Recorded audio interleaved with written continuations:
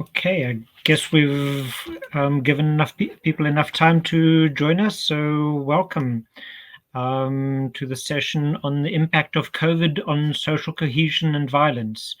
And I think this is very clearly a topical issue that is remaining with us a lot longer than many of us probably anticipated. And I think a concern that we now have to address in a much more long-term fashion, not just as a crisis, but as a reality that many people continue to live with. And yeah, we've got a fantastic panel, and this has been a fantastic opportunity. Thank you so much for the organizers to give us this opportunity to get together. The idea was we have some engagements over the last year between various researchers and practitioners around these issues. And wanted to find the space to share in our experiences, both with each other and with a wider audience. And so this has been the perfect opportunity to do that, and to draw in some additional people who we haven't engaged with before. Um, I think just to start with just to mention, and I think the reason why we're focusing on this topic, I think we all understand COVID and the regulations relating to COVID as very critical concerns about in that these are issues that drive or escalate the drivers of violence in our societies, and particularly in more underdeveloped and kind of fragile communities.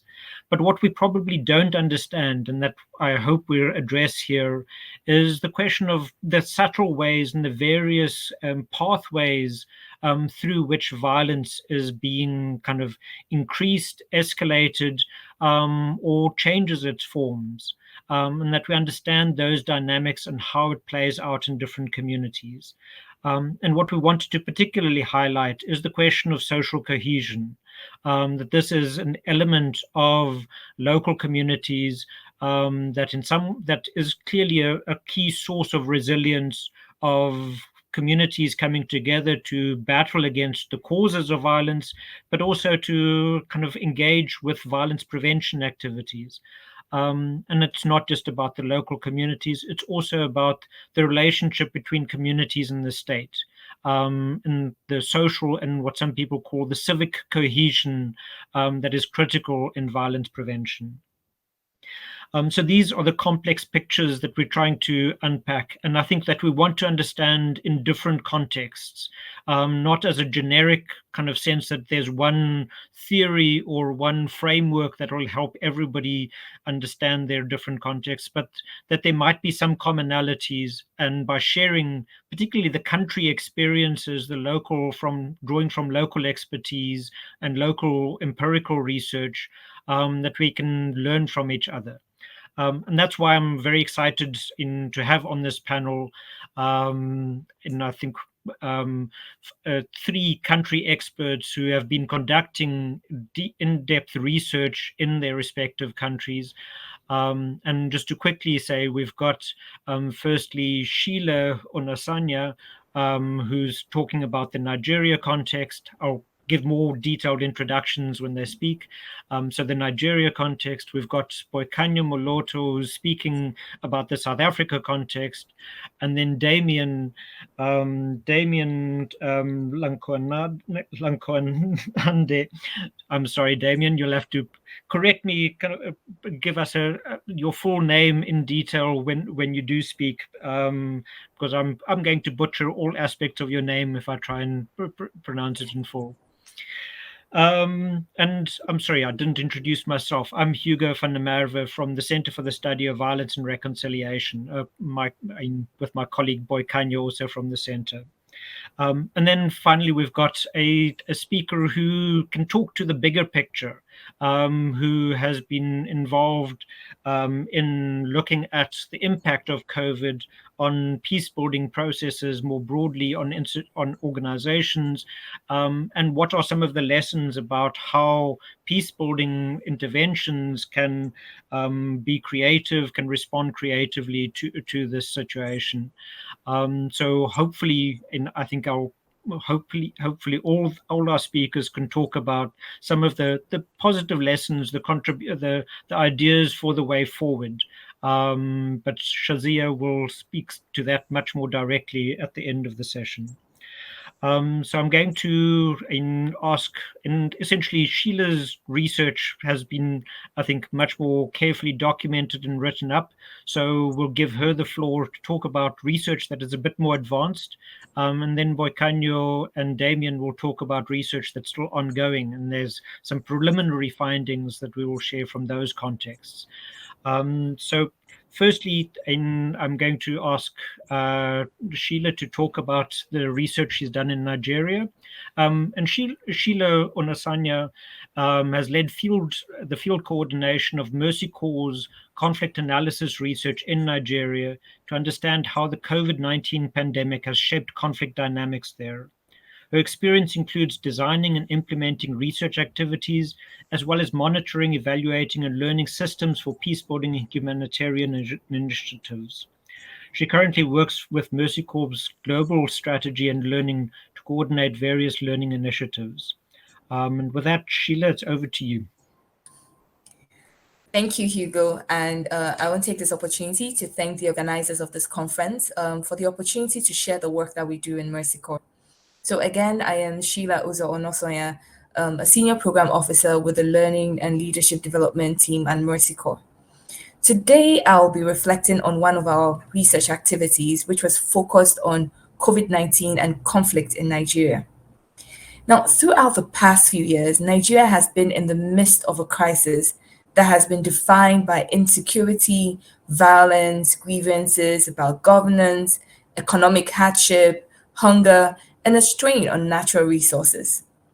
These interconnected challenges predated the pandemic, but have intensified over the past few years, coinciding with Nigeria's attempt to curb the spread of COVID-19.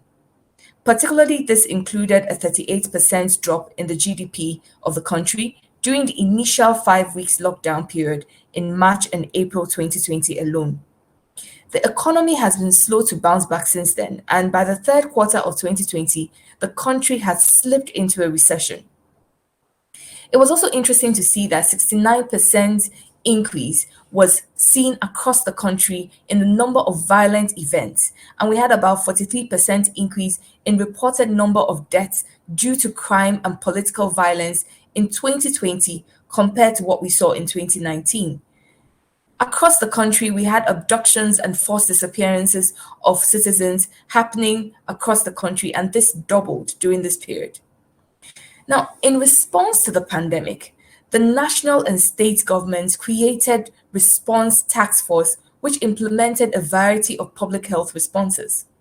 These included lockdowns, curfews, movement restrictions, and closure of borders, markets, and places of religious worship. Over the course of the past few years, these restrictions were relaxed and reinstated as new waves of the infection have come and gone across the country. Now, for us at MercyCore, to understand how the COVID-19 pandemic has shaped conflict dynamics in Nigeria, we conducted an in-depth qualitative study.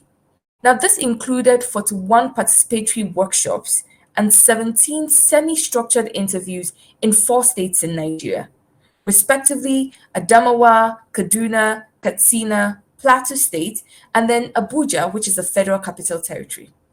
We had a wide cross-section of participants across age, gender, ethnicity, religion, and then looking at urban and rural locations across the country. Now, our analysis focused on systematic connections between COVID-19 pandemic and conflict dynamics in Nigeria, with an emphasis on uncovering specific pathways through which elements of the disease and public health response shaped violence and insecurity. This study of Nigeria was actually part of a broader comparative study on COVID-19 that MercyCore conducted both in Afghanistan and Colombia. So today I'll be sharing the key findings we have for Nigeria. Now, from this research, we find strong evidence for 3 distinct pathways through which COVID-19 pandemic has shaped conflict dynamics in Nigeria. Now, the first pathway was what we saw, an increasing trend in insecurity and armed group activities within the period of the pandemic height. We saw that across our study locations, government security actors played a role in enforcing lockdowns and other COVID-19 restrictions. Because this new role for government security actors was not typically accompanied by an increase in personnel or resources, existing security actors were shifted into COVID-19 enforcement from their other tasks. And what we saw was that as a result of this, some communities reported a decrease in the presence of government security forces. And in some communities, there was actually an increase. Now, this created some sort of imbalance. And to respond to this gap, we saw an increase in the formation of vigilante groups to try and curb the increasing spike of crime and armed gang activities such as kidnapping, ransom, robbery, and gender-based violence such as rape, which was happening in these communities. Now, another clear pathway that we identified in this research was an intensifying form of grievance amongst our youth, which sparked social unrest across the country. Now, the country plunged into recession by the second time in 4 years. And this happened during the COVID-19 pandemic because there was a spike in petroleum prices. And this caused a huge drop of prices in a huge spike in prices across the country. And as a result of this, there was a further loss in livelihoods of the poor because the restrictions that were imposed by the government regulations.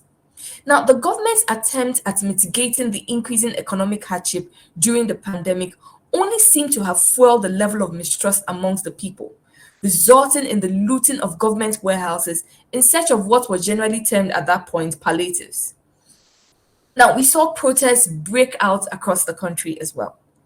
Now, the third pathway that we identified in this research was a shifting pattern on social cohesion and conflict between and within identity groups. Now, particularly in a Fulani settlement in one of our study locations, a community of herders share their experience of how the lockdown restrictions of the COVID-19 pandemic influenced their relationship with other rival ethnic groups within the community. Now, the closure of markets forced these communities to start to sell and buy goods from each other to ensure the sustenance of their families, as the bigger market where they would go to sell their goods was no longer accessible. Now, prior conflict disputes amongst these groups were set aside so that economic trade could happen peacefully, which is a very interesting thing for us to see. But however, the lockdown restrictions seemed only applicable to humans.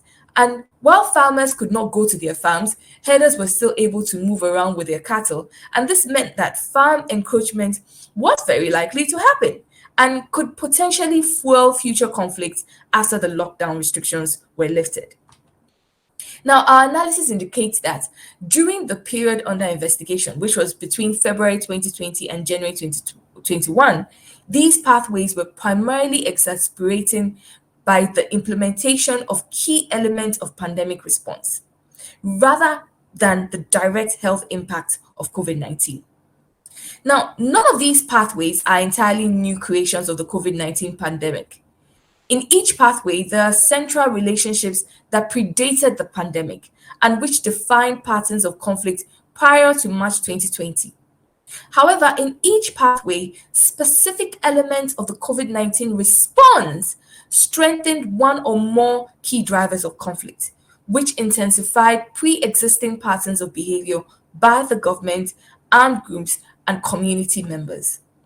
Now, what is the implication of these things for peacebuilding initiatives? So our research underscores the importance of holistic, conflict-sensitive policies and aid programs in mitigating the secondary impact of the pandemic on Nigeria's ongoing crisis.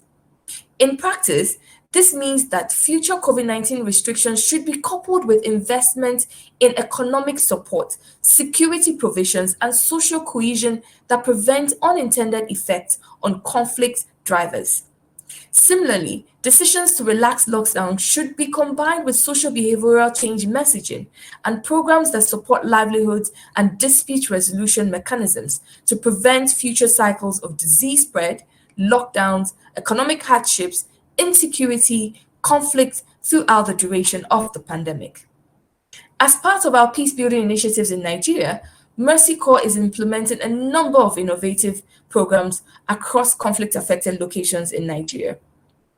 With funding from the US government, the UK government, the European Union, and other international agencies, we work closely with the local government agencies to implement programs such as the Feed the Future Nigeria Rural Resilience Activity, which is adopting a market system development approach to move 540,000 individuals in the country out of chronic vulnerability and poverty.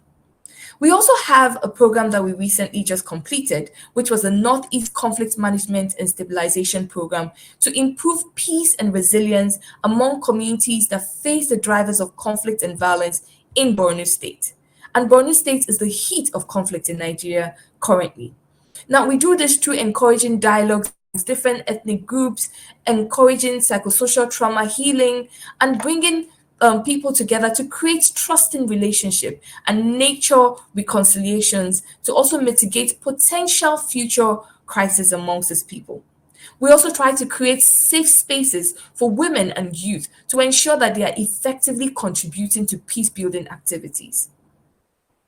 Now, we believe that in MercyCore, through effective collaborations and evidence-driven approaches, we can all work together with local actors to achieve the positive change that we believe is possible, even in complex crises. Thank you. I'm going to hand it over back to you. Thank you very much. That was right on target in terms of the timing, and I think a great kind of very clear thinking, very clear analysis and recommendations. So I think it sets a nice tone, and I think also presents a framework for the way we can see the other countries and the parallels more clearly. So next, I'm going to introduce Boykanye Mulotto, who is a researcher at the Center for the Study of Violence and Reconciliation. Presently working on a project that examines the links between COVID, social cohesion, and violence. She holds a master's degree in industrial sociology. Her academic interest range from gender studies, urban sociology, violence and conflict, strengthening legislatures, and capacity strengthening through evidence-used labor law and the lived experience of workers. Boykanye, over to you. Thank you, Hugo. Good day to everyone. As Hugo has just introduced me, my name is Boykanye Mulotto, and I'll be presenting today on a project titled The Socio-Economic Impact of COVID-19 on African Economies, Social Cohesion and Governance, evidence from Benin, Burkina Faso, and South Africa. So this collaborative project between the African School of Economics in Benin, the Center for the Study of Violence and Reconciliation in South Africa, and GRAD in Burkina Faso examines the impact of COVID-19 on economies, social cohesion, and governance in Africa through case studies in all three respective countries. The research team is interrogating questions including how COVID-19 affects urban markets, food security, the informal sector, and income inequality. In particular, CSVR in South Africa is focusing on the study of social cohesion and governance strand of the project and seeking to understand its impact on violence. Over the last 6 months, we have undertaken semi-structured qualitative interviews in 2 communities in South Africa, namely Diepsloot and Alexandra, whom are located along the northern parts of Johannesburg. These 2 communities have high levels of poverty and generally experience high levels of violent crime and collective protests. Our research focused particularly on members of marginalized groups in these communities and organizations that work with these communities. These included unemployed youth, foreign nationals, informal traders, people living with disabilities, and the LGBTQI+ community. This research is intended to inform our advocacy work with government regarding its role in preventing conflict and violence, as well as informing our intervention work with communities and individual victims of trauma. The following is the preliminary findings that we have seen so far, having done some analysis on the interview. So I'll give a brief background in terms of the state violence. On the 15th of March 2020, a national state of disaster was announced in South Africa, and strict regulations regarding social mobility and business closure were announced.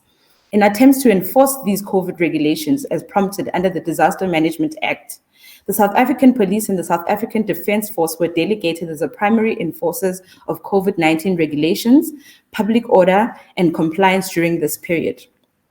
Marginalized groups within these communities, Alexandra and Diepsloot, experienced various forms of exclusion prior to the COVID-19 pandemic. And these groups also saw the state security forces mainly as a threat rather than a protector of their security. The respondents we interviewed noted an increased visibility of the police and the military, which was viewed as both positive and negative. Community members have low levels of trust and low sense of legitimacy towards the police particularly, as ineffective and corrupt. They are also feared because of their reputation for the use of excessive force against vulnerable community members.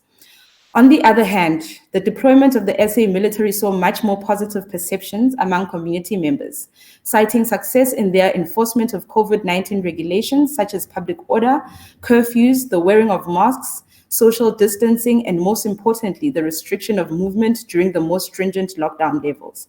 This was generally seen as a positive contribution. However, it was also noted by many respondents that compliance by community members in both communities may be attributed to the violence, the fear of the defense force, and their militant styles in policing. Further to this, some participants claim that excessive force became the norm amongst the police and the military, which had specifically targeted men who defied regulations. Many respondents saw the use of force as being a justifiable mechanism for non-compliant individuals. This can be seen as an increased militarization of the social order. COVID-19 regulations introduced a higher degree of dependence on violent enforcement of regulations rather than a process of education and mobilization of local resources as well as networks. This was particularly problematic for those who see these institutions as inherently biased against them and feel increasingly vulnerable to state violence. So based on this, the pandemic not only exposed the erosion of trust and reduced legitimacy between community members and state institutions in general, but also the lack of accountability that is an integral part of a democratic society. One such case is that of Collins Khosa from Alexandra, whom was allegedly beaten to death by soldiers in April 2020 for drinking an alcoholic beverage in his own yard. By June 2020, 11 Black men had been reported to have died in police custody. And by October 2020, over 700 cases of police misconduct had been reported to the Independent Police Investigative Directorate since the beginning of the lockdown in March. With regards to criminal violence, there was a brief period of reduced crime during the strict lockdown when there were severe limitations on movement. The overall consensus from both communities is that crime had either stayed the same or increased during the pandemic. Quarter 2 of crime statistics of 2021-2022, a period under which the country was under lockdown levels 4, 3, and 2, indicated a 1% increase in contact crimes, which include murder, sexual offenses, common robbery, and a 4.7% increase in sexual offenses. My apologies. The increased violent crime was attributed to a range of factors, particularly increased unemployment and economic desperation, but also power outages that created opportunities for crime during this period. While some research participants saw criminal violence as indiscriminate, others did note an increased vulnerability of certain sectors of society. Foreign nationals whose stores were targeted by criminals during this period was one such concern. Further to this, sexual and gender-based violence, often referred to as the shadow pandemic in South Africa, has been a prominent cause for concern prior and has intensified since. Emerging data shows an increase of calls to GBV hotlines since the beginning of lockdown, as well as the victimization of young girls and children. Amnesty International reports that over 600 babies were born to girls whom are 17 years or younger. While the government has acknowledged high rates of SGBV and have made efforts towards developing policies in that regard, they have failed to provide funding for support and other services for victims. For the LGBTQIA+ community, the impact of COVID-19 has been disproportionate. The lockdown disconnected many from their social circles, which often provide emotional support and camaraderie. Additionally, many were possibly displaced due to prejudice based on their sexual orientation at home. State-provided shelters are oriented towards serving heterosexual women and have preconditions towards admission. And according to a Sizonqoba LGBTQI activist network in Alexandra, its members couch surfed between peers when forced to leave their homes due to prejudice. With regards to collective violence, both these communities have seen regular protests preceding the pandemic. Collective violence was reported to have been minimal since the beginning of the pandemic. Participants in both research sites indicated decreased collective action and protest action.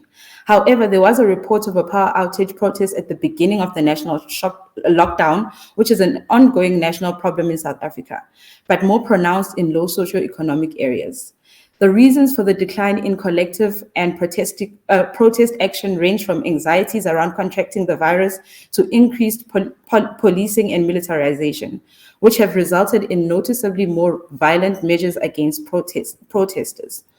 According to a policy brief by CSVR, factors for the increased state violence against protesters also include a centralized paternalistic response by the state, unclear legislation or guidelines during a state of disaster, an unresolved legacy of police abuses, a lack of accountability by top-ranking officials in the SA Police, as well as a lack of trust between SA Police and communities. When the state of disaster is lifted, which seems likely to happen in the next month or two, we are likely to see a rapid rise in such protests in these communities in response to the economic plight of these communities. Violence in both communities has remained high or increased during the pandemic and have disproportionately affected marginalized sectors within these communities. Militarized policing, increased economic strain, and the failure of the police to curb crimes have contributed to additional strains on social cohesion and state legitimacy. These drivers of conflict and violence have, however, also been offset by state and community initiatives in these communities. With regards to state contribution and community assistance, there was a special COVID-19 social relief of distress grant of $350 per month, which was implemented by the state during the course of the lockdown. Although a small amount, this grant was widely seen as an intervention that, alongside other social grants, such as child support grants and pensions, provided critical relief. This support was critical in providing some sense that the state was responsive to the needs of community members. In the same breath, participants indicated they were aware of individuals whom had been approved for the grant but did not receive it, some who did not benefit at all despite their economic conditions. Given that the distress grant is likely to remain in place, such problems in implementation may give rise to more serious protest action in future. Another important intervention by the state was the provision of state-funded food parcels, mostly disseminated through CSOs and local municipalities in both communities, targeting particular individuals and families in need.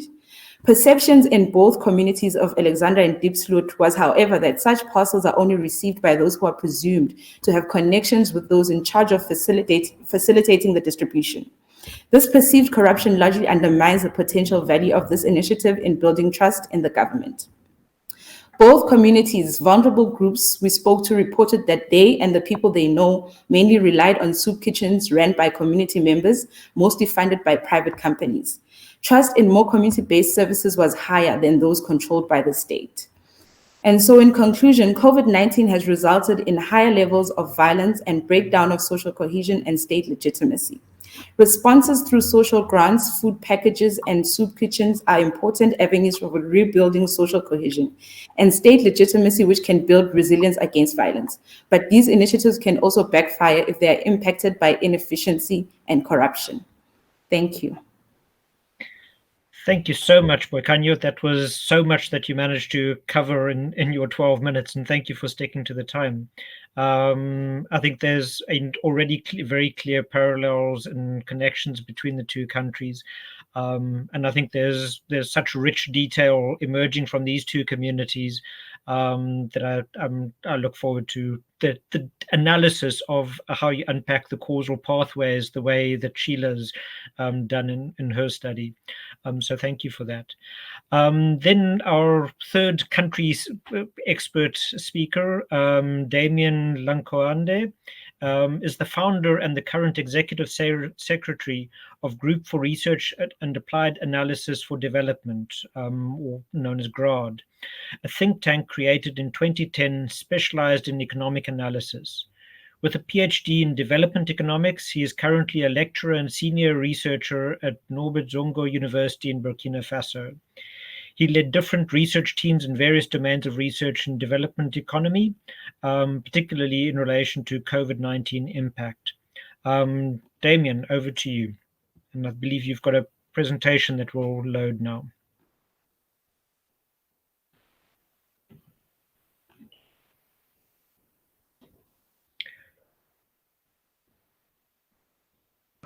Thank you. Can you see the presentation? Yep. Okay.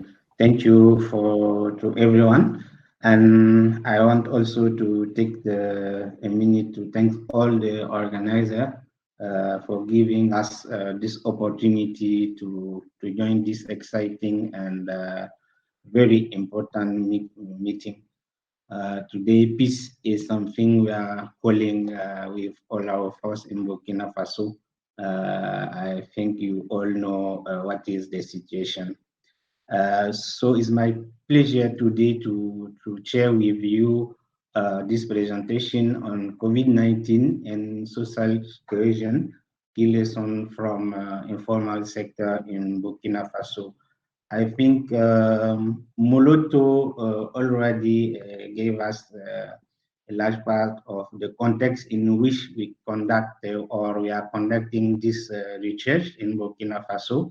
It's a research conducted in collaboration with economic school in Benin and CSBR in South Africa. So I want to share with you 4 points in this presentation. With your permission, I want to share an overview of Burkina Faso in the context of COVID-19 in the country. And then we will talk about COVID-19 on impact on social cohesion. I think the presenter before me already gave many data in terms of impact of this pandemic in our countries. So I will focus on social issues in our country. And I will try to drive a conclusion and some lessons from our country in Burkina Faso. So for those who don't know where is Burkina Faso, I just put in this picture at the right side. So we are a country in West Africa, and it's a French-speaking country in ECOWAS and WAEMO species. Our population is about 21 million today, and from a macroeconomic perspective, it's a poor country with about 80 and 30 of GDP by head. Today, our main concern is terrorism, but now we have another situation with military forces, and about 3 days ago, our constitution was suspended. So now we don't know where we are today. We are waiting to see what will happen in coming days. In terms of COVID-19, as like for the other African countries, Burkina Faso, in terms of health, Burkina Faso was less affected by COVID-19. And if you look at the data, you can see it's very low compared to the other country. I'm talking about developed countries, Europe, United States, and so on. So today, in total cases, we have about 13,000 total cases of COVID-19 in our country. And about today, we have active cases is just about 100. So country less affected as the other country in Africa in general. For the lesson I want to share, it's a result from a research we conduct today. I was talking about that at the beginning. And for that, we conduct a survey on about 800 enterprises for informal sector. it was in 2020. And the main purpose of this research was to see how the pandemic, the COVID-19, affect first the economy of the enterprises in this sector, and then beyond that, how these economic impacts affect the social cohesion in Burkina Faso. We are still working on that, and we'll have maybe a more detail on the next coming month or year. Maybe it's not in Burkina Faso, in many countries, West African country, covering family needs is largely considered to be a man's responsibility. So with COVID-19 being now not able to bring money at home to cover the need of household, for men, it's become a source of frustration. And this frustration in many cases led to a deterioration in the life of many households in the country. So we have a specific example from a household we interviewed during the field research.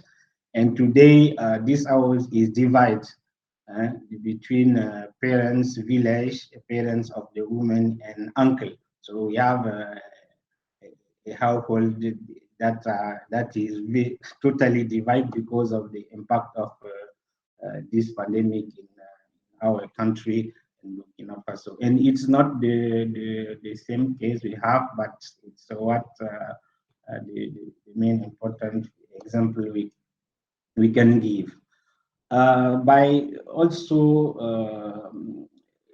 conducting in loss of about 24% of loss of employment, especially among youth, COVID-19 led to many difficult situations at the cohesion in terms of social cohesion.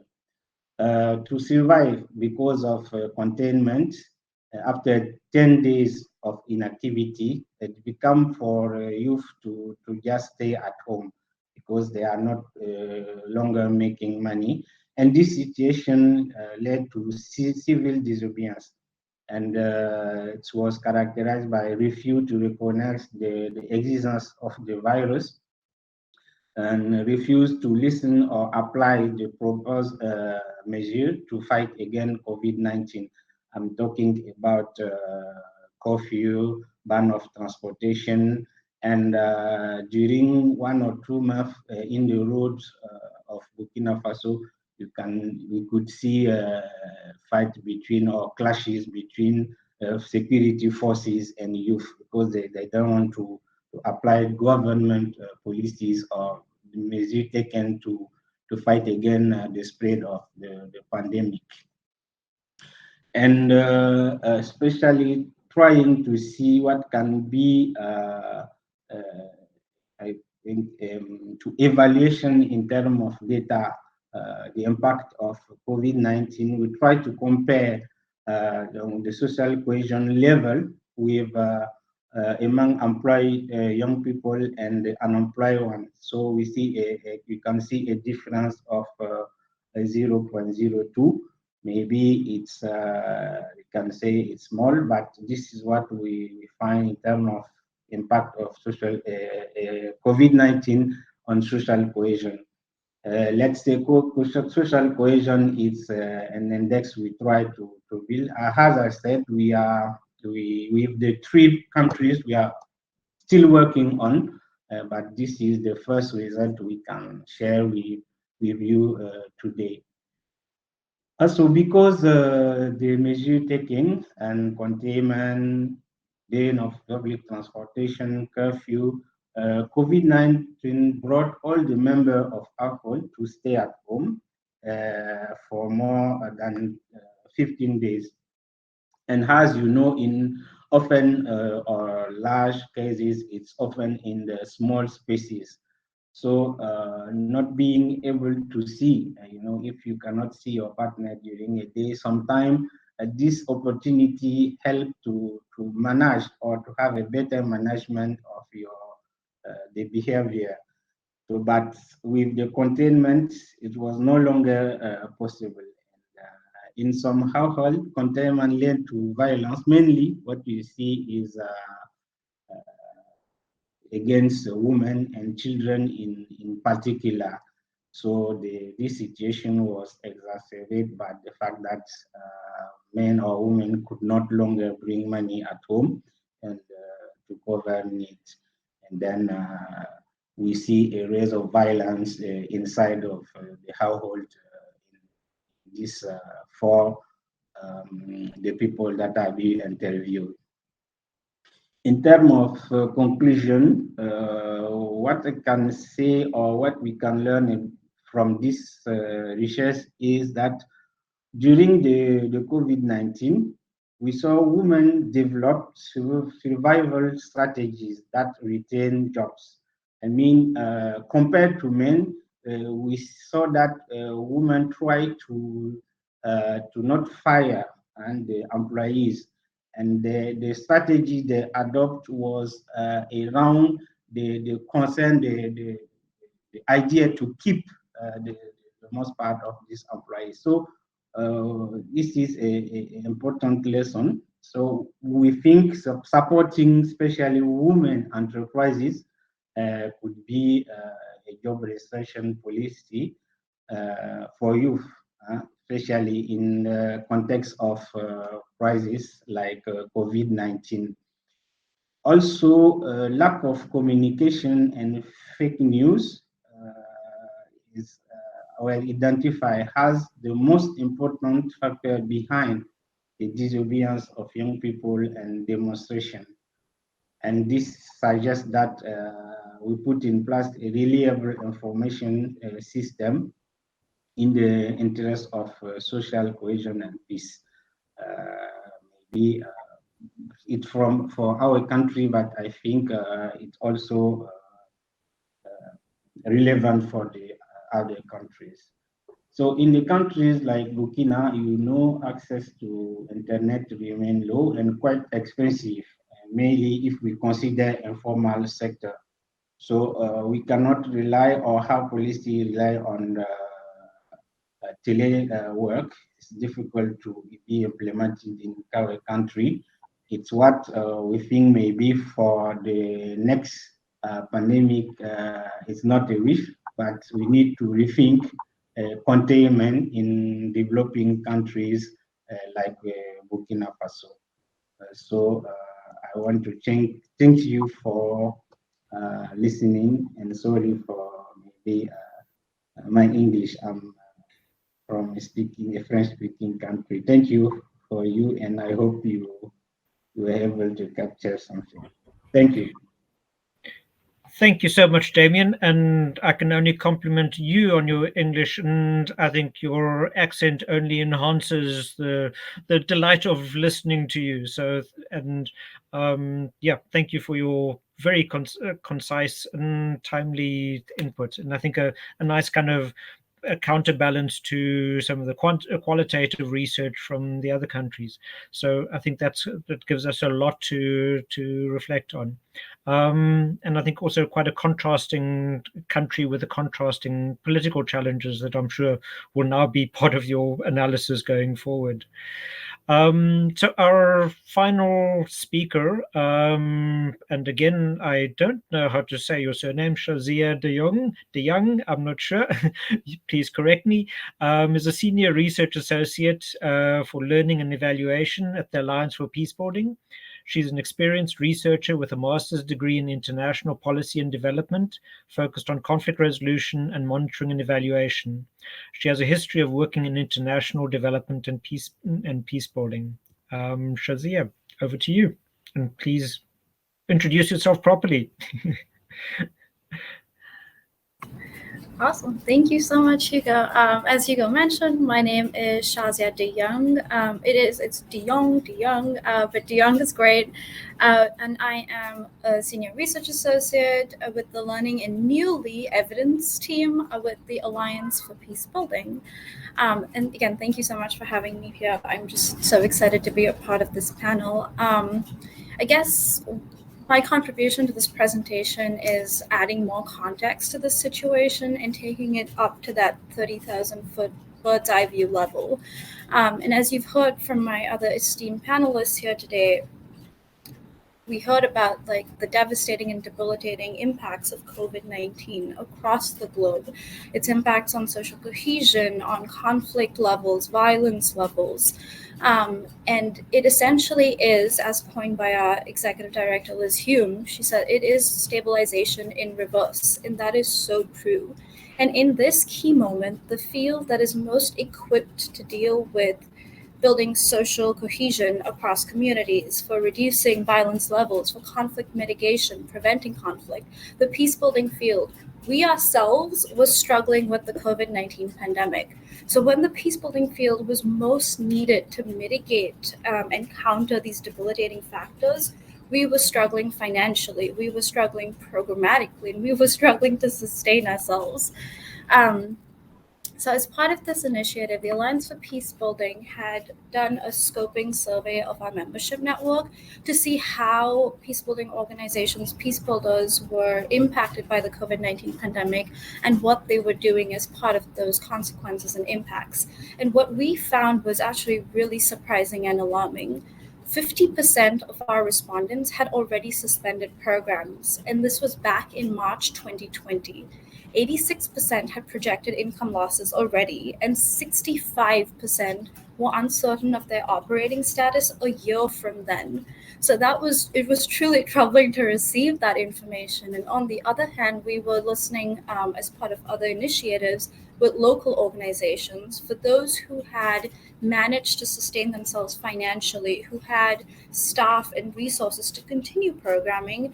They were struggling with this virtual reality. What does that mean for programming? What does that mean for design, monitoring, evaluation? And how can we transition seamlessly through this virtual reality?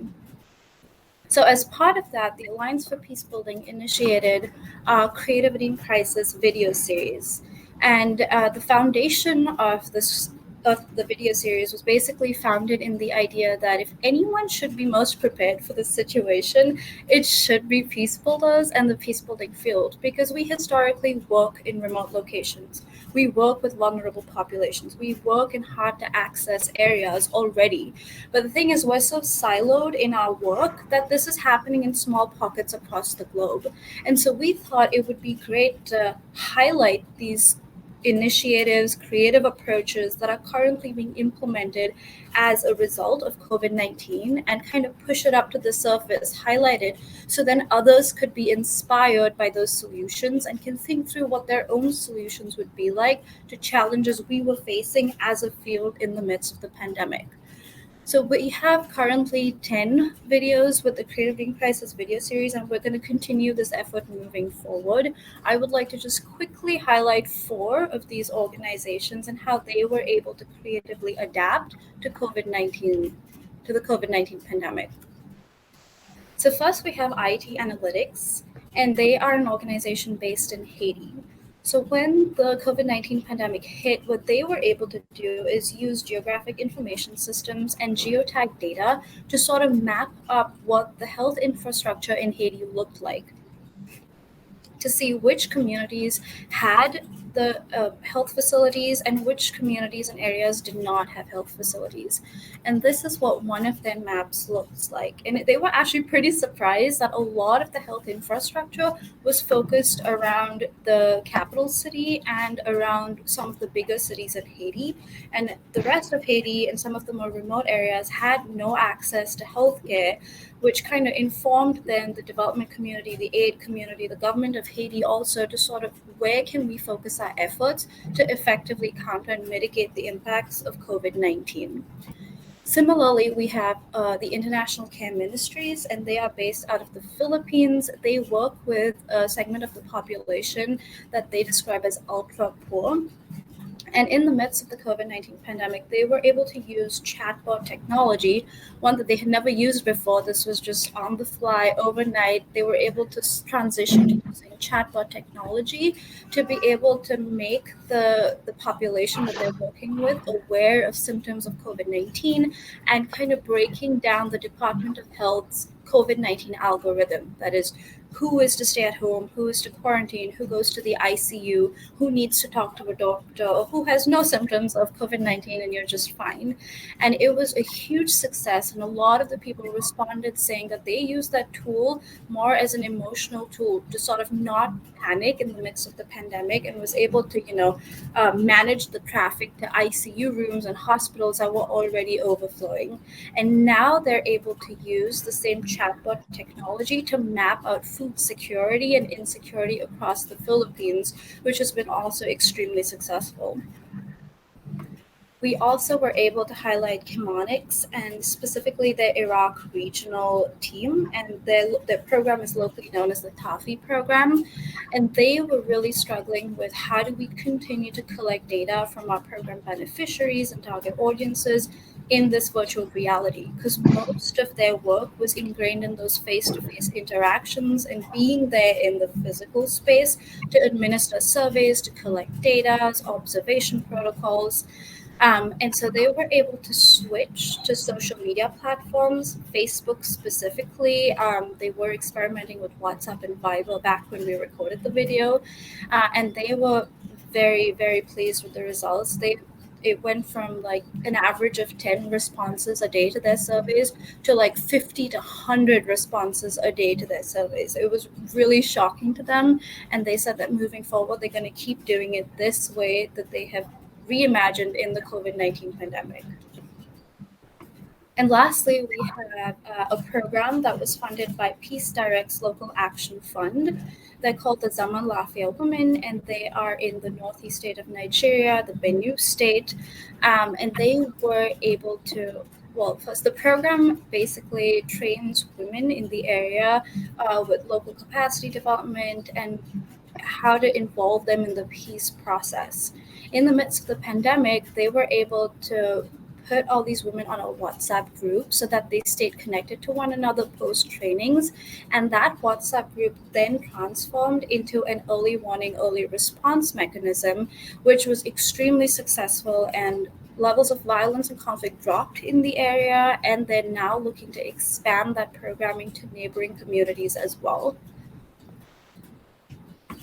So that's just a few of the programs that we highlighted in the CIC videos. And again, all of them unanimously had said that one, whatever these new reformed approaches that they had come up with, that was the way going forward. They weren't going to go back to the way they were doing things, but this has been so much better that they're going to keep doing that moving forward. So that being said, I think to sum it up, in the midst of the COVID-19 pandemic, it kind of pushed us all as a field, not individually. Some had to, deal with the pandemic, some did. All of us were dealing with it. So it pushed us into this sort of unified inflection point to really think through, one, what are we doing and how are we doing it?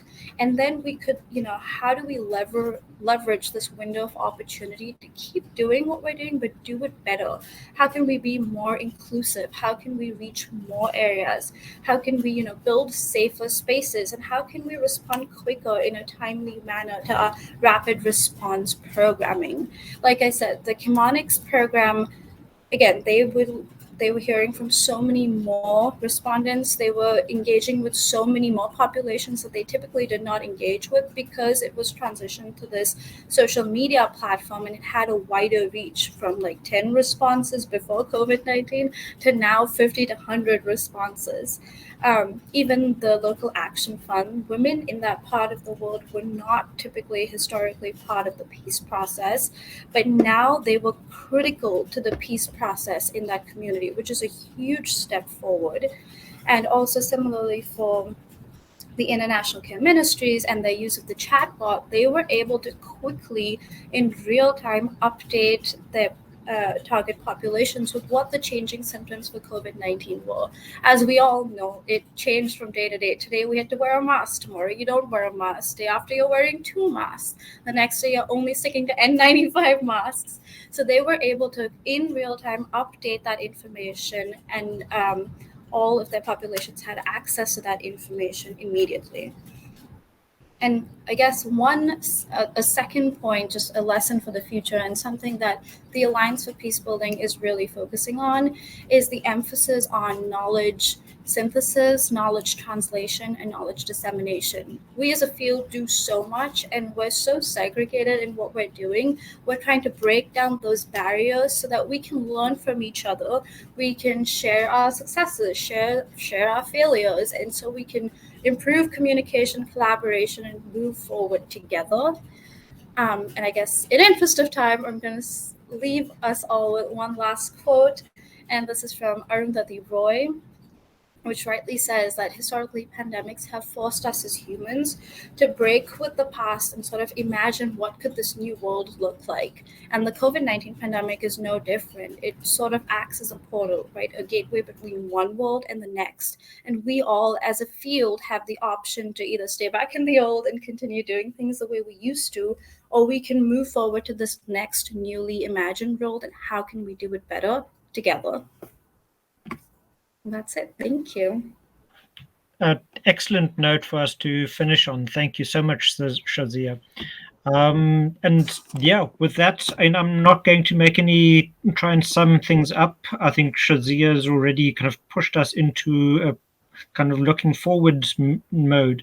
But I also want to kind of open up to anybody who has questions regarding the country case studies, because I think there are still some huge issues there about understanding the nature of the challenges, what peace building kind of needs to address in these different societies.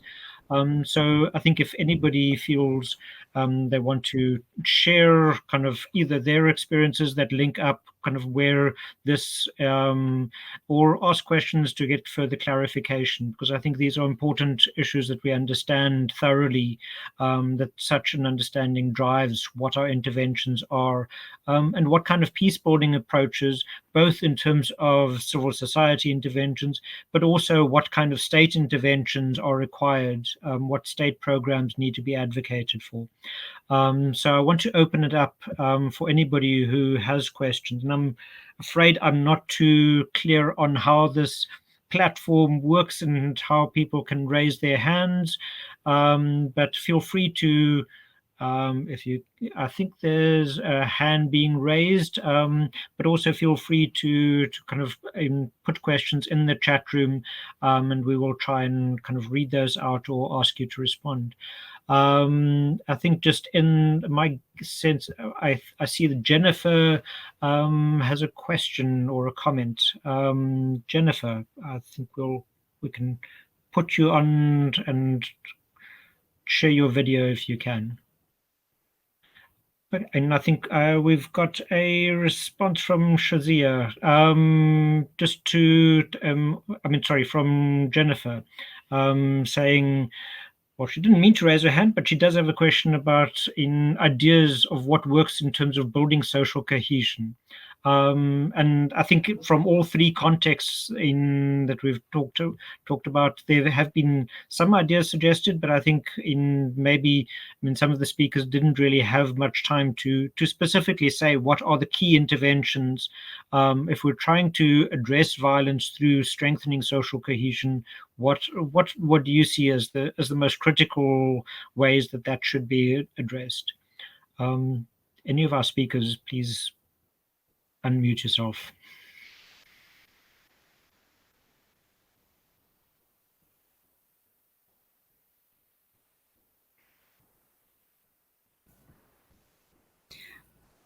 I guess I could take a stab at it. And just so everyone knows, I'm sure most of you know, the Alliance for Peacebuilding isn't an implementing organization, but I can go a little bit more into the organization we highlighted with the local action fund, the Zaman LaFayette Women.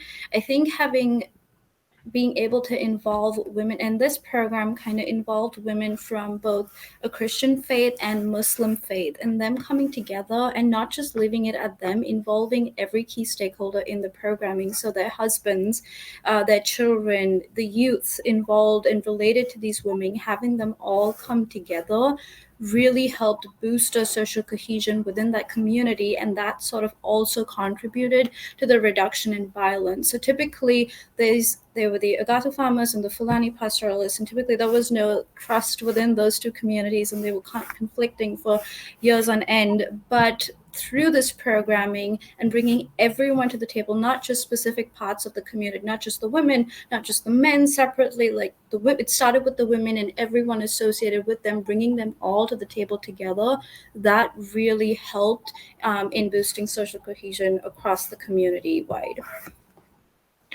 Okay.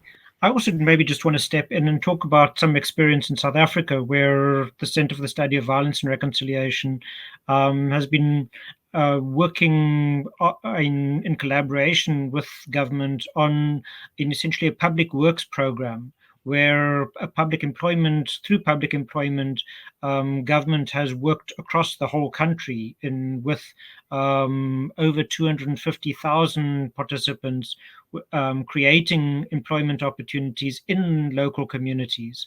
So both in processes essentially that create opportunities for people to work together locally to address local problems, whether that's kind of involves developing food gardens, supporting early childhood education, crime prevention kind of interventions. So those kinds of exercises that strengthen the community's ability to engage and address their own problems, and the government not kind of imposing solutions, but supporting local communities to do that. And I think that's also something that was suspended for a time during COVID, but then was restarted when the severe restrictions were lifted. And I think those kinds of interventions that can be rolled out at a mass level are absolutely critical. Also, because they do target the most marginalized and most desperate members of a community. But Sheila, I think you probably have quite a bit to add on this, and then we'll go to Boykanye to also contribute. Yeah, just wanted to throw a bit more light on the kind of work that we do in the field around peace building. And one of the things that we've seen that has helped with social cohesion is identifying the common interest. So you realize that a lot of these ethnic groups, prior to the conflict starting up, had common interests. So for instance, all the things that we have done beyond just like what Shazia said, dialogue, bringing these groups together to talk about these things, we've also tried to organize events, so festivals and things that they enjoy together. For instance, we try to bring them back to sort of reminisce those times. And then one of the things that we also did is around trauma healing. So you realize that both parties have gone through some form of trauma during these conflict periods. So getting them to understand that this pain is actually shared pain is also something that we have found to be very useful for people to start to work together more peacefully. Thank you, Sheila. Boykanye? Thanks, Hugo. I think you've said a mouthful when it comes to South Africa, but just to add, I think what we are seeing also in South Africa is a lot of communities beginning to form what they call community policing forums, which are aimed at directing whatever inadequacies that are perceived by community members at the state. So those would be the people that are supposed to be working alongside the police. The police are the local representative of the state in the different communities. And I think one thing is bridging that gap between those community policing forums and the police, and using that as an avenue to build some sort of trust and legitimacy, because the people who are part of those community policing forums are also part of the communities, live in those communities, know the struggles of the communities. Another addition, I think, would be direct engagement with people that have actually started their own interventions in those local communities. So if somebody has started a soup kitchen, how does the state support that person and make their intervention much more stronger, much more wider? Yeah, thank you. Thanks, Boykanye. Damien, I don't know if you have anything to add here. I mean, I think your research was more problem-focused rather than solution-oriented, but I'm sure you have some suggestions already for the way forward that you're thinking about.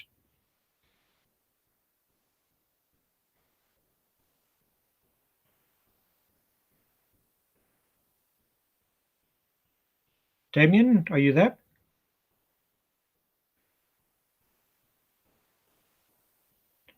I think we might have a technical problem there. And yeah, and I struggling to keep up with the chat room. There's quite a bit of sharing information there, which is fantastic. And I think people feel free to kind of ask for resources, links to the various things that we've talked about, because I think that's great if we can just disseminate kind of that information through the chat box as well. Then any other questions that I'm missing? I'm not. I don't see any hands going up.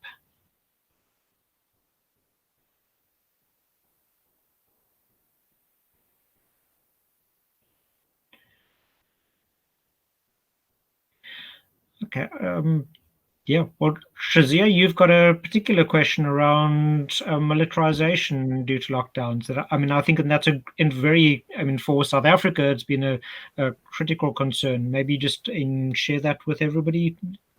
Oh, I'm sorry. I think I was just reposing Rebecca's question. I believe Rebecca posed a question in the chat as to what can be done in the long term to ensure that the increased militarization due to lockdowns isn't permanent, and thinking specifically about the South Africa case. Yep. Thank you, Rebecca. And yeah, and Boykanye, I don't know if you can answer off the cuff or you need a couple of seconds to think about that, because I think it's a historical question in South Africa, not just an immediate one, but it's something we think about a lot. So Boykanye, I'm sure you've got a response. Oh, sorry, I was on mute. I think one of the suggestions that the policy brief that CSVR had written on militarization last year in August actually gave a couple of good recommendations with regards to that.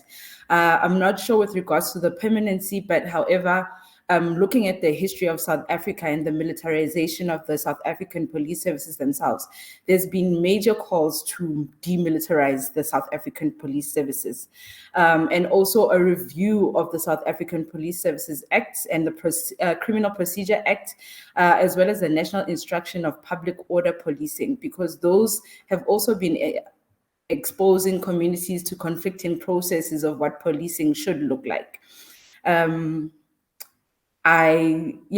I think the major calls have been towards demilitarization, and that looks at legislature that governs the policing that occurs within the country. I think I've answered the question sort of off the cuff. I don't know if any of our other speakers have suggestions or comments about militarization and concerns around that.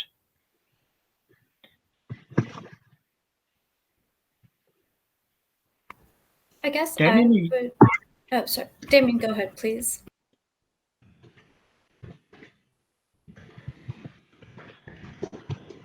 Damien, are you able to share? I think there's still some technical problems there. Shazia, do you want to come in on this? Oh, sure. I was, this wouldn't particularly apply to the South African context, but at least here in DC, there have been a lot of conversations around the militarization approach to many of these situations that typically the peacebuilding field also is well aware of and is involved in. I think we are sort of seeing the pendulum swing towards the side of, I think, a militarized approach has its place, and then there's a peacebuilding approach that has its place. And one, I don't think they can exist without the other, but it is that coordination, collaboration between the two that is where we need to move forward towards. And we are hearing a lot of talk about how one the militarization sphere and the peacebuilding sphere, we're increasingly understanding the importance of that coordination and collaboration. And one such example, I think, is the Civil Affairs Association is an organization, and they increasingly are trying to coordinate spaces within the military and the peacebuilding sector, and how can we learn from each other, who does what best, and how can we come together to kind of move forward towards these situations and contexts. So I guess just a broad overview is it is moving in the right direction. It is just slowly moving in that direction. And I think just to kind of reflect, there's a huge concern in many in the peacebuilding field that the excuse that COVID has provided the excuse, and similar to the way kind of the fear about terrorism has provided an excuse for many states to increasingly militarize, to cut back on human rights. And that also, I think there's a certain ability of states to draw on populist fears in these times. And it kind of brings us back to all the efforts of improving communication, of improving those networks within communities, to provide alternative sources of information, to provide also local capacity to mobilize. And I think that's a critical thing around policing in South Africa, where there's a certain also concern that you either have that in some of these forms of mobilization also can become vigilante action. And that's a different form of militarization, in a sense, a populist form. And I think there's a certain sense of state trust in the state, but not over-reliance on the state that means a careful balance that we're trying to tread.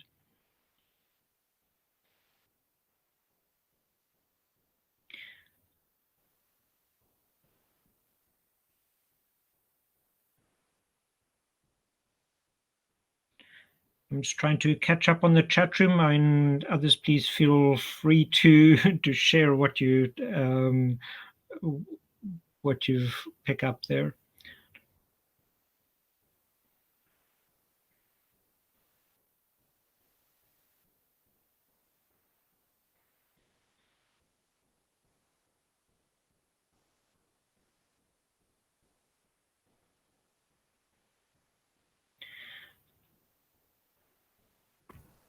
I guess there's a question from Mary that I believe both MercyCore Grad and CSVR all could reflect on a little, is what is the role of donors for implementing organizations? What is the type of support that implementing organizations would need from their funders? And just something on those lines, if there are any reflections.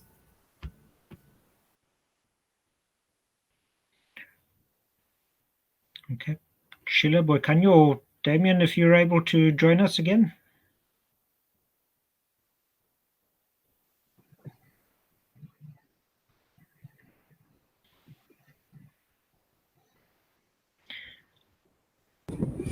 So maybe just to add a bit of insight in this. So what we have found that the pandemic did, especially around peace building initiatives in the humanitarian field, is we realized there had been issues. For instance, with the Brexit with the UK government, there was a lot of cut in funding for our initiatives, and that also had a lot of effects in the programs that we're implementing around peace building, because you realize that we were not able to complete some of the things that we needed to do. However, another interesting effect that we saw with the lockdown and movement restrictions was for you to bring people together and have these dialogues.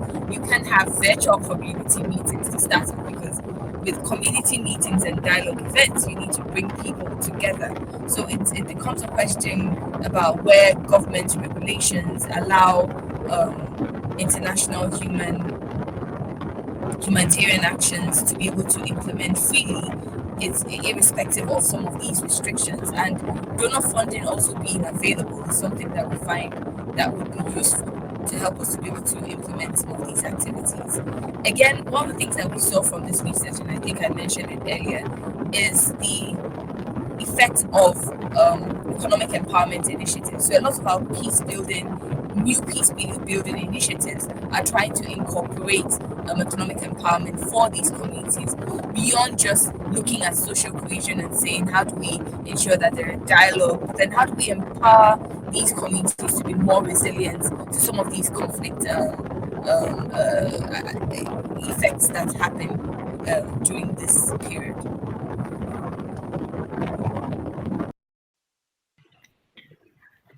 I think that's in Damien. Are you able to share? Hello? Yep, Damien, we can hear you. Okay. No, I'm confused. I think your question is the way forward, or maybe can you remind what was your question? There's a few points that we'd love to hear your input. Everything from what are the key interventions required to strengthen social cohesion? What are some of the patterns around militarization that you've and how we address increased militarization in our societies that's kind of emerging during COVID? But also, how can donors be more responsive to civil society interventions around peace building during this time, given the constraints that we face? What do donors need to do differently during this time? So any of those, thank you. any of all of Yes. them, please respond. Okay. Thank you. As I already mentioned in the presentation, I think first of all, the government need to have another kind of communication with the population during this kind of pandemics. At what we saw in Burkina Faso, maybe we don't know it was something they planned or not, but they start the communication with a fake news. They said someone between the government dead because of COVID-19. After investigation, our journalists found that it was not true. No one from government come to see the person at the hospital, and so from this moment, it was difficult for them to make people understand something about COVID-19. Anything coming from government were immediately wrong or something not true. So from that time today, we can see in Burkina Faso, it's very, very difficult for the government to convince people in terms of measure of policy. So this is a question of credibility. And I think because of communication is something very important in this to fight against this kind of pandemic. For us, it's maybe for the next situation, it's better to set up a commission, including the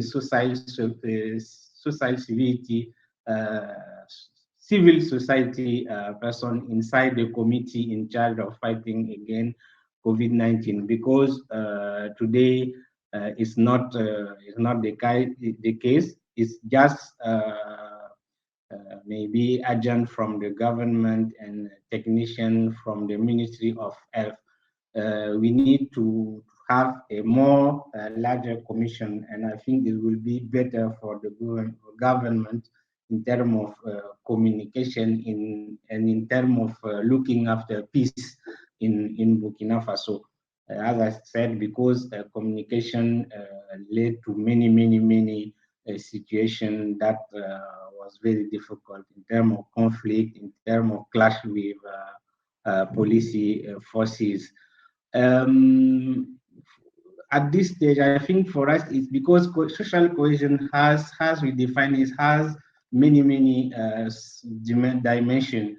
And what we are trying to see now is to see it's possible to find the dimension that has been most affected.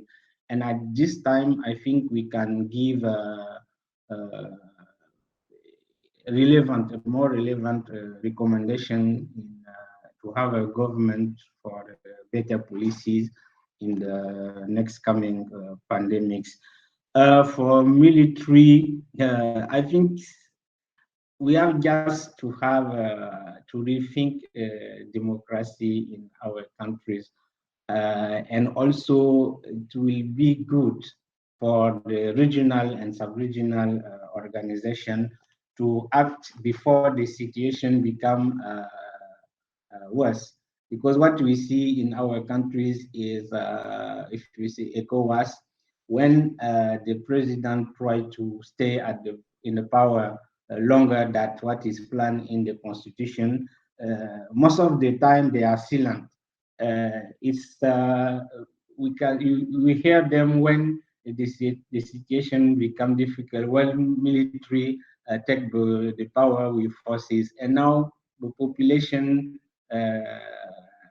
don't have actually a good idea about this organization. So for me, to fight or to avoid this kind of situation, we have to fight for governance, good governance at whole level, region, sub-region, and in the country. I think if we have a good governance at all these three levels, we will avoid the situation we know in Burkina Faso today. So best governance, good governance for me. Thank you, Damien. That's, I think, something that resonates with all of our other country experiences, and probably kind of very much with the US as well. The questions of good governance, the trust in government, and how critical that is, and something that I think we don't usually see as so central to our survival, the ability to rely on government to act. And I think in South Africa, we've also, in COVID came at a time when we've had in 10 years of gradually decreasing trust in political institutions, both because of corruption, but also because of lack of development, effective development, and addressing the needs of the most impoverished. And then to have COVID happen at a time when there's such low levels of trust, fuels conspiracy theories. It fuels negative reactions to government engaging and over-engaging sometimes when they now step in. So I think that's almost a sense of it's dealing with a problem of governance at a time when it's probably the most difficult to address it. But I think, as Shazia has pointed out through her various examples, this is also an opportunity to invent new solutions that I think are quite exciting. And I think in South Africa, for example, we've got the grant, the emergency distress grant that Boykanye discussed, which was introduced by government during COVID. And now, because of the popular support and the civil society campaign to make that permanent, that is now kind of very likely to be continued beyond COVID. A recognition that a government has a responsibility to the poorest of our society. So again, that's a sense of where there's new social consensus emerging around government responsibility and an ability to tackle government when we're united in our approach. I think just I think we need to wrap up. So, any final thoughts from our speakers regarding particularly the way forward, and what are kind of, where do we need to invest our energies, and what are the signs of hope that we need to focus on? I guess I just wanted to quickly echo both you and Damien, and that was so correctly said in terms of the state of our democracies, what that means, because everyone's kind of looking back at this word. It's like, what do we mean by democracy? How does it break down into what we're seeing in our day-to-day? And especially, like you rightly said, Hugo, in the US, because we did put out scoping the state of US democracy and social cohesion. And within that democracy matrix, the lowest that everyone scored were those measures of social cohesion, measures of trust in the government institutions, measures of like social identity is just very fragmented. There is no unified identity. And I guess the way moving forward, as we're looking at creative and new ways of doing things, we're also reckoning with this HDP nexus, right? The humanitarian development, peace building nexus. We're kind of reimagining it together, how we place within each other, as opposed to reimagining it fragmented and separated, which in many ways is very exciting to see that coming together, and more work and more focus and emphasis on this collaborative approach. So yeah, I'm kind of excited for what the future holds. Thank you, Shazia. Any other final thoughts, Boykanye, Sheila?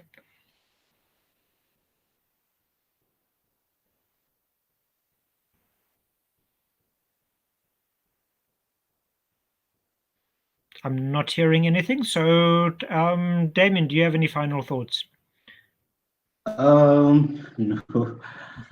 Final thought, no, maybe just to thank you and thank our organizer for this opportunity to share the first result of this research we are conducting together. And want to say also it will be for us a pleasure to share more detail, maybe in next opportunities. I want to wish you a new happy year and all the best for the rest of the year. Yes, thank you and see you again. Thank you, Damien. And I think, maybe that is the fact that we are able to meet here, that there are, I see 46 participants, and we were up to 50 something at some point. And this wouldn't have been possible probably if it hadn't been for COVID, for us to meet in this virtual space. The travel costs, the technology that we've all gotten used to. So how this strengthens the peace building field is probably one thing that we need to acknowledge and appreciate. And maybe just, I think none of our presenters mentioned the funding for the research that GRAD and CSVR was provided by the International Development Resource Center, the Canadian IDRC. So just a big thank you to them also. And thank you for Alliance for Peacebuilding. This has been a fantastic opportunity. Thank you for all the participants and the presenters. Thank you so much.